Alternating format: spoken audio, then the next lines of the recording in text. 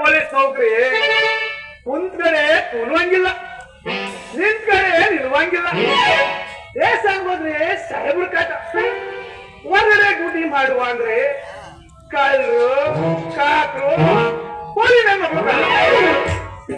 Duty ಮುಗಿಸ್ಕೊಂಡ್ ಮನೆಗೆ ಹೋಗುವ ಅಂದ್ರೆ ಅಂದ್ರೆ ನೆಟ್ಟಿ ಕಾಟ. ಎಲ್ಲ ಕೊಲೆ ಆಗತ್ತಂದ್ರೆ ಸತ್ತಣ ಎತ್ತದ್ದು. ಡಾಕ್ಟ್ರು ಪೋಸ್ಟ್ಮಾರ್ಟಮ್ ಮಾಡ್ತಾರ ಅಂದ್ರೆ ಅವರು ರಕ್ತ ತಗ ಕುಯ್ತಾರಲ್ಲ ಓದ್ತಾ ಕೂತ್ಕೋಬೇಕು.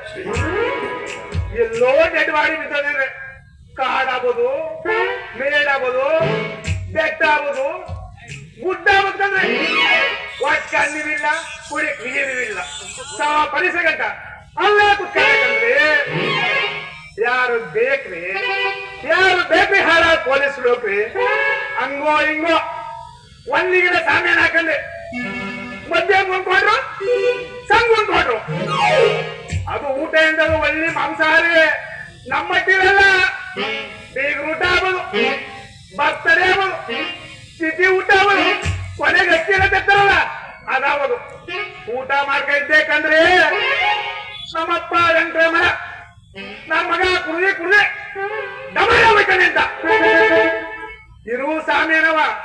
ಅದೇ ನಮ್ಮ ಶಂಕರಗೌಡ್ರು ನಿರ್ದೇಶಕರು ಇರುದ ಮಾರ ಕೊಟ್ಟಿ ಲಕ್ಷನೂ ಹಣ ಕೊಟ್ಟಿ ಪೊಲೀಸ್ ನೌಕರಿ ಕೊಟ್ಬಿಟ್ಟ.